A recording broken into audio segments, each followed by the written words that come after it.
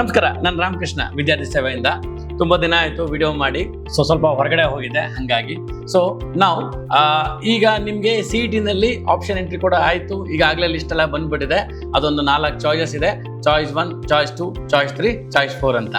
ನಿಮಗೆ ಯಾವ ಅಲಾಟ್ಮೆಂಟ್ ಸಿಕ್ಕಿದೆ ಅದ್ರಲ್ಲಿ ನೀವು ಹ್ಯಾಪಿ ಆಗಿದ್ರೆ, if you are satisfied in that allotment, ಆ ಕಾಲೇಜಿಂದ ನೀವು ಜಸ್ಟ್ ಚಾಯ್ಸ್ 1 ಸೆಲೆಕ್ಟ್ ಮಾಡ್ಕೊಳ್ಳಿ.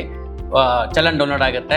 ಕಾಲೇಜ್ ಹತ್ರ ಹೋಗಿ ವಿತ್ ಆಲ್ ಯುವರ್ ಡಾಕ್ಯುಮೆಂಟ್ಸ್, ನೀವು ಯಾವ್ಯಾವ ಡಾಕ್ಯುಮೆಂಟ್ಸು KCET ಅಪ್ಲಿಕೇಶನ್ ಹಾಕ್ಬೇಕಾದ್ರೆ ಸಬ್ಮಿಟ್ ಮಾಡಿದ್ರಲ್ಲ, ಆ ಎಲ್ಲ ಡಾಕ್ಯುಮೆಂಟ್ಸ್ನ ಅದರೊಂದು ಒರಿಜಿನಲ್ ಕಾಪಿ ಮತ್ತು ಯುವರ್ ಮಾರ್ಕ್ಸ್ ಕಾರ್ಡ್ ಕಾಪೀಸು ಎಲ್ಲ ತೊಗೊಂಡೋಗಿ ಸಬ್ಮಿಟ್ ಮಾಡಿ ಅಡ್ಮಿಷನ್ ಪ್ರೊಸೆಸ್ನ ಕಂಪ್ಲೀಟ್ ಮಾಡಿ. ಇದು ಒಂದು. ಎರಡನೇದು, ಚಾಯ್ಸ್ 2 ಯಾರು ಮಾಡ್ತಾರೆ ಅಂತಂದರೆ, ನಮ್ಗೆ ಯಾವುದೋ ಒಂದು ಕಾಲೇಜ್ ಸಿಕ್ಕಿದೆ, ಬಟ್ ಸ್ಟಿಲ್ ಇನ್ನೂ ಪ್ರಯತ್ನ ಮಾಡಿದ್ರೆ ಬೇರೆ ಯಾವ್ದಾದ್ರು ಇದಕ್ಕಿಂತ ಉತ್ತಮವಾದ ಕಾಲೇಜ್ ಸಿಗ್ಬೋದು ಅಂತ ನಿಮ್ಗೇನಾದ್ರು ಒಂದು ಫೀಲಿಂಗ್ ಇದ್ದರೆ, ಆವಾಗ ಚಾಯ್ಸ್ 2 ಸೆಲೆಕ್ಟ್ ಮಾಡ್ಕೊಳ್ಳಿ.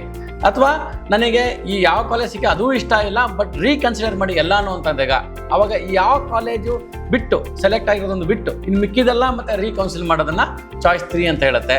ಚಾಯ್ಸ್ 4 ಅಂದರೆ, ನನಗೆ CET ಬೇಡವೇ ಬೇಡ, ನನಗೆ ಮುಂದಿನ ನಾನು ಸೆಕೆಂಡ್ ರೌಂಡ್ ಅಥವಾ ಸೆಕೆಂಡ್ ರೌಂಡ್ ಎಕ್ಸ್ಟೆಂಡೆಡ್ ರೌಂಡ್ ಕೂಡ ನಾನು ಪಾರ್ಟಿಸಿಪೇಟ್ ಮಾಡಲ್ಲ, this is my end of participation ಅಂದರೆ ಚಾಯ್ಸ್ 4 ಸೆಲೆಕ್ಟ್ ಮಾಡ್ಕೊಳ್ಳಿ. ಅರ್ಥ ಆಯ್ತಲ್ಲ? Choice 1, choice 2, choice 3, choice 4. ಆಮೇಲೆ ತುಂಬ ಮಕ್ಕಳಿಗೆ ಇನ್ನೂ ಅಲಾಟ್ಮೆಂಟೇ ಆಗಿಲ್ಲ, ಒಂದು ಕಾಲೇಜು ಸಿಕ್ಕೇ ಇಲ್ಲ ಅವ್ರಿಗೆ. ಆಯಿತಾ?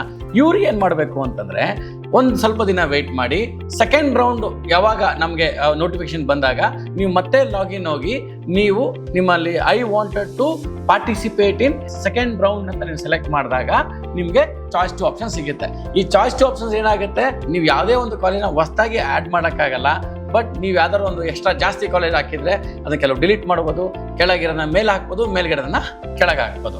ಎಲ್ಲದಕ್ಕಿಂತ ನಾನು ನಿಮ್ಗೆ ಹೇಳೋದೇನಂತಂದರೆ, ಇವಾಗಲೇ ನಿಮಗೆ ಲಾಸ್ಟ್ ಆಪ್ಷನ್ಸ್ ಇರೋದು. ಈಗ ನೋಡಿ, ಚೆನ್ನಾಗಿ ಓದಿರೋನು, ಜಾಸ್ತಿ ಮಾರ್ಕ್ಸ್ ಬಂದಿರೋನು, ಒಳ್ಳೆ ರ್ಯಾಂಕಿಂಗ್ ಬಂದವನಿಗೆ ಆಗಲೇ ಟಾಪ್ ಕಾಲೇಜ್ ಸಿಕ್ಬಿಡ್ತು.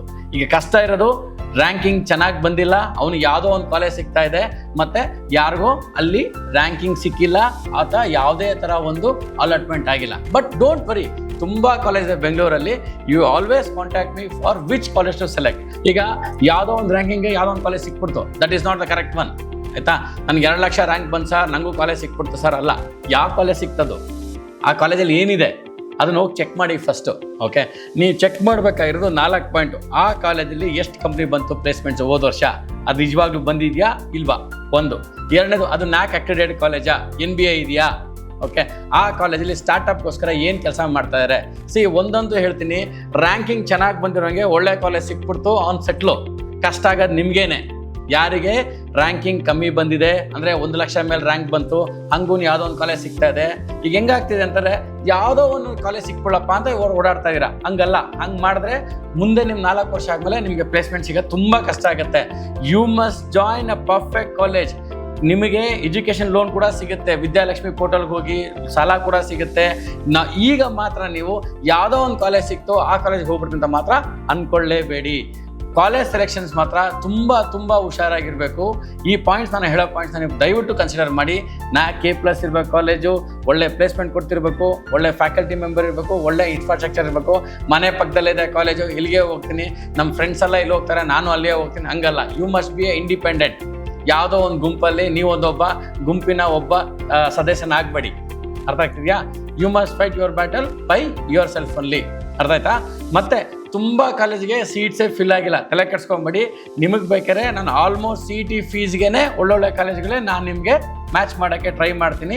ಮತ್ತು ಮಕ್ಕಳು ಯಾರ್ಯಾರು BPT, BMLT, BMT, BSc nursing, B pharmacy, ಇಂಥ ಪ್ಯಾರಾಮೆಡಿಕಲ್ ಮತ್ತು ಫಿಸಿಯೋಥೆರಪಿ ಕೋರ್ಸಸ್ಗೆ ಯಾರು ಜಾಯ್ನ್ ಆಗ್ತಾ ಇದ್ದೀರಾ, ನಾನು ನಿಮಗೆ ಹೇಳೋದು ಒಂದು ಪರ್ಸ್ನಲ್ ಒಂದು ಸಜೆಷನ್ ಅಂದರೆ, join for a medical hospital colleges. ಅವಾಗ ಏನಾಗುತ್ತೆ, ನಿಮಗೆ ಕ್ಲಿನಿಕಲ್ ಪ್ರಾಕ್ಟೀಸ್ ತುಂಬ ಚೆನ್ನಾಗಾಗುತ್ತೆ. ನಿಮಗೆ ಒಂದು ಕೋರ್ಸ್ ಮೇಲೆ ಪ್ರಾಕ್ಟಿಕಲ್ ಎಕ್ಸ್ಪೋಜರ್ ತುಂಬ ಚೆನ್ನಾಗಿರುತ್ತೆ. You can do better. ಸುಮ್ಮನೆ ಯಾವುದೋ ಕಾಲೇಜ್ಗೆ ಹೋದೋ ಯಾವುದೋ ಒಂದು ಸೀಟ್ ಸಿಕ್ಬಿಡ್ತಂತ ಮಾತ್ರ ಅನ್ಕೊಂಬೇಡಿ.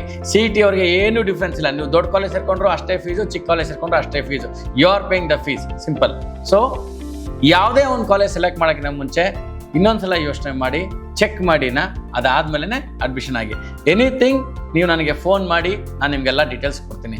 ಮೊನ್ನೆ ತುಂಬ ಜನ ನನಗೂ ಫೋನ್ ಮಾಡಿ ಥ್ಯಾಂಕ್ ಯು ಕೂಡ ಹೇಳಿದ್ರು for getting an allotment in a good colleges. I am very much happy for that one.